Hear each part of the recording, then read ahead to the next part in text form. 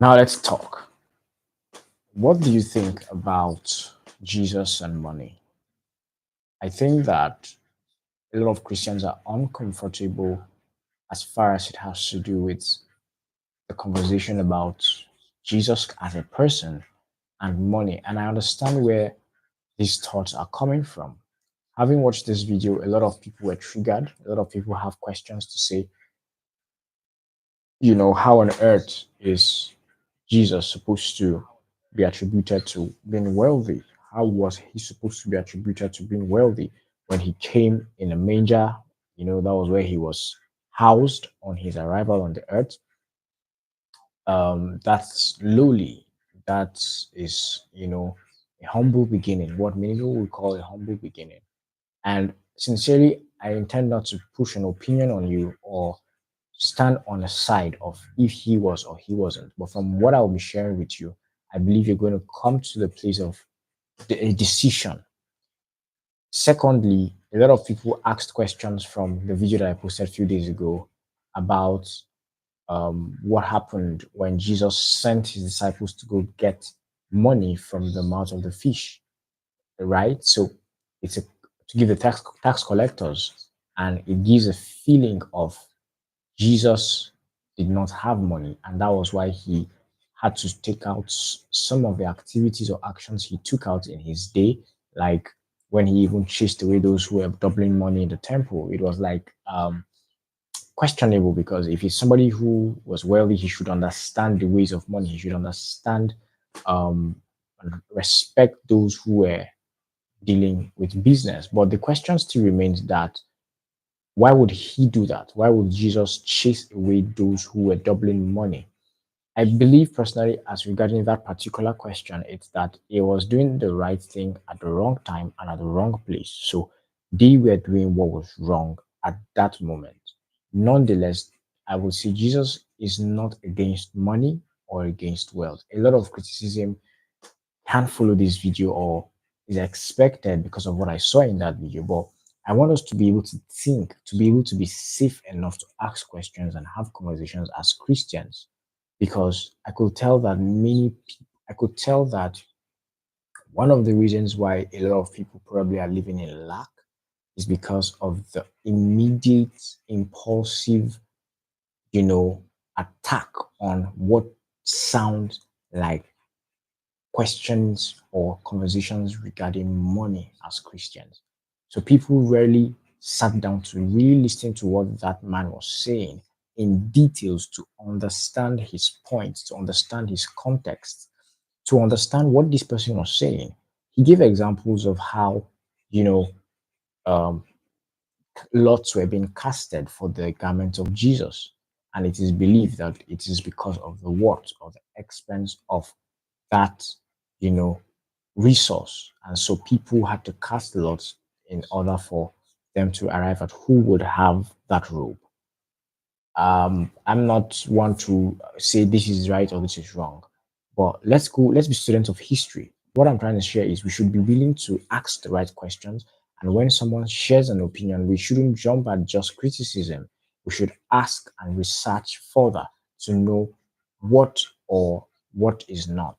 Secondly, another thought that I would share is the person who was interviewed was asked if Jesus was wealthy or he was rich in cash, and he said something. He said it is a known fact that Jesus was an entrepreneur. And the moment I heard that, I knew that almost every religious person or Christian would want to attack that. Why would you equate Jesus to being an entrepreneur? Why will you equate the savior of the world to being an entrepreneur? And I think that we need to come to the place of realizing that before Jesus really did that 3.5 years of ministry, he was, we were told, the son of a carpenter. We were told that Jesus was in the carpentry industry. And people usually even use the example of saying that, I mean, no wonder he hung on a cross, on a wooden cross. So, in a nutshell, I'm trying to say that 30 years of his life was donated, was while learning spirituality, the law, and everything in between. 30 years of his life, we know, was dedicated and devoted to what is known as carpentry. That is an industry, that is business. And so I would believe that Jesus in his day was an artisan, a craftsman, and had money. I would believe that Jesus, thank you for joining this live stream. Let me know where you're watching from. Drop a comment. I believe that in his day, Jesus was not cash broke. Cash broke simply means you don't have money. That the question there wasn't about probably if he was a billionaire or a millionaire. It was a simple question of was Jesus cash broke or bankrupt? And I don't think someone who is bankrupt will be able to afford. Now, I'm going to be talking about the secret place of the wealth of Jesus. I don't believe anyone who, thank you for joining. Let me know where you're watching from. I don't believe that anyone who is bankrupt in terms of the heavenly resource that he has will be able to tell his disciples to go to the fish or to the river and get a fish and that they will find a coin there. This talks to us or tells us about how we should see wealth or how we see wealth. A lot of people see wealth as that money, that dollar bill in the accounts that you have. They do not see wealth as in the capacity, as in the place or position you occupy. We know that Jesus is God and walked on the earth as God. So Jesus walking on the earth. Thank you for joining. I really appreciate it. I see you all. Let me know where you're watching from. Let me know what you think. If Jesus was bankrupt, if Jesus had cash, or if Jesus was broke. People believed that. Another thought people shared is that Jesus had just enough. And I'm not gonna, I mean, I think that's one particular point that I'm gonna agree with and say, actually, Jesus had sufficient enough meat or enough for every day.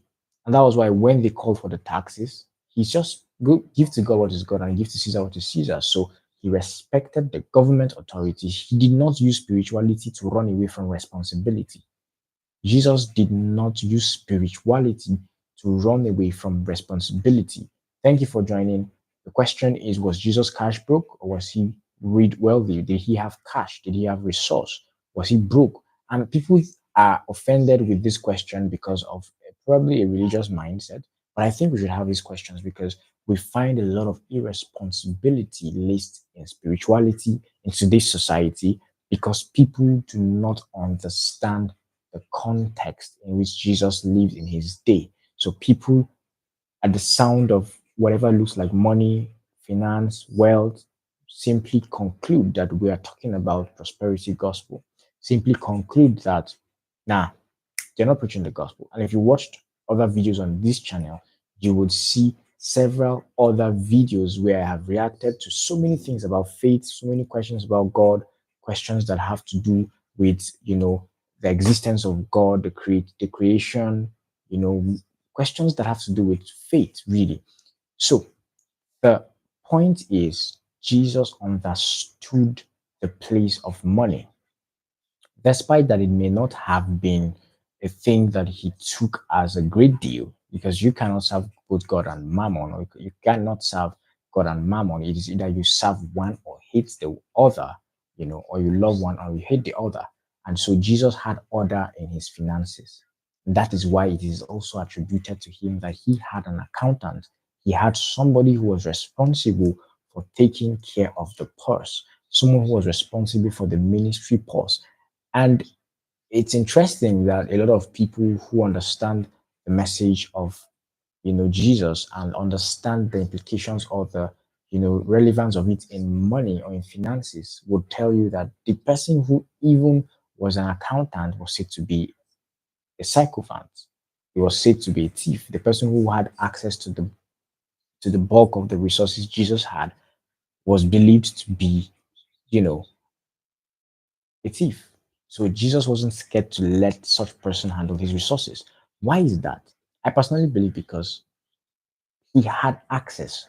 He had access to so much wealth and resource that from heaven. The gold is the Lord's, right? The cattle on thousand hill are the Lord's. So what is it that God would lack? in human form, if God is Jesus, right, or rather, if Jesus is God in human form, I don't believe Jesus was not wealthy. You can it's two-sided. In terms of spirituality, Jesus was not broke because he had what it takes to call for a fish, send for a fish, and the fish will bring coin to its hand for his disciples to have access to. That talks about a realm, a place of abundance, an abundant mindset and mentality, an abundance place where you can live on the earth and literally not have anything in your account. But when there is a need for that resource, God will call, or God would, cause for its availability at the right time and at the right place. But here's the trick, or here's the catch. You have to be like Jesus, know the instruction.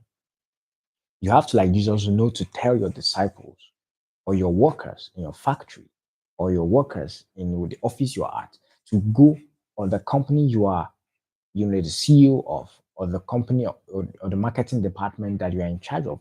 You have to, like Jesus, know where to tell your salespersons, your corporate, your employees to go get the fish there. It has nothing to do with prosperity gospel. It is the reality that money is important, and Jesus understood that reality. Now, um, one of the things that is coming to mind is also the fact that as a carpenter, I don't believe he was doing the job for free for people. He wouldn't have been doing that for free. So Jesus was not broke. In the human side of things, or in the natural side of things, he couldn't have been broke. I wouldn't believe he would have been broke because he had what you would call a skill in today's world. He had what you would call an upholstery business. The cushions, the chairs I'm sitting on in Jesus's day would probably have been made by him, and people would not have known that this was Jesus Christ. Hey, I'm just touching something right now. People would probably have, and used up the product Jesus produced without knowing that Jesus produced those products. And they probably would have done business and bought and paid heavily for it because of the excellence I believe Jesus would have had in his day. So, I know this is a very thin line. This is a very dicey conversation. Notwithstanding, I had to create this video in order to communicate what I believe the posture of the church, or the posture of Christians, should be whenever we talk about money, whenever money is being spoken about, and it's as it regards, or as far as it has to do with Jesus, there has to be um that consciousness that, oh, this young man or this man who is God lived on the earth and required resources to run his life. So let's not make it look like everything about Jesus was all supernatural without the place of money. And that's why I give you the perspective of him being a carpenter, and at the same time, him being able to call forth a fish to bring forth coin in its mouth. So, with these, I'm calling on you to not be irresponsible with spirituality and finances. So, do not use spirituality as a yardstick to explain irresponsibility. Do not use spirituality as a tool, right? Or as a measuring tool to say, nah, I don't need money. I don't need money. I don't need resource. I'm good. I think you're gonna be so irrelevant in the earth if you have that mindset, or if you live that way. I understand also with the people who have communicated their grievances or their thoughts of how Jesus lived a humble and a lowly life on the earth and wasn't really a money person. And I totally agree with you. I totally understand with you. And that for me is that we all need to live a lowly life, a humble life, irrespective of our capacities. Just like Jesus had the capacity to call forth gold out of the fish, to call forth wealth out of the fish, to do so much with the supernatural. But evidently, why it is, a concept that is criticized as prosperity gospel is because Jesus lived a humble and a simple life, and which is opposed to what we see in today's world. A lot of pastors, a lot of church leaders, a lot of spiritual people have now seemingly put, money ahead, have now seemingly put money ahead of the gospel, whereas the gospel should be what we propagate and push forward. And anything that's with our resource, we can simply have a good life, be philanthropic, or not philanthropic necessarily, be God loving, because you can't be philanthropic and not love God. You can do philanthropy and not have a good heart for the people you are being philanthropic towards. The enemy, Satan, the devil, can give you something for your soul. So philanthropy is not necessarily an idea that is godly. It is good, it is goodly. This is a conversation for another day, and I may get backlash for this. But if you're a spiritual person, I believe that the idea of money, the conversation about money, the reason I'm not feeling bad to talk about this is, or feeling in a way, wrong, is because we've had so much other conversations, and in this season, that video triggered my, you know, thoughts to talk about this. That video triggered reactions, and it has made me not to let it to slide, but to come forth and have a thought about what money, or about our position as it regards money and Jesus and ourselves as Christians, the posture we ought to have. Thank you for watching my second live stream so far. I think that I will come in live probably every Sunday or once every week. I would probably communicate that, or expect to see me live once every week. I intend to do this for the long haul. Thank you for watching. If you've not subscribed, please drop everything you're doing and hit on that subscribe button for the next time I'm going to be sharing an interesting video and perspective as it has to do with Christianity. Thank you for watching. God bless you.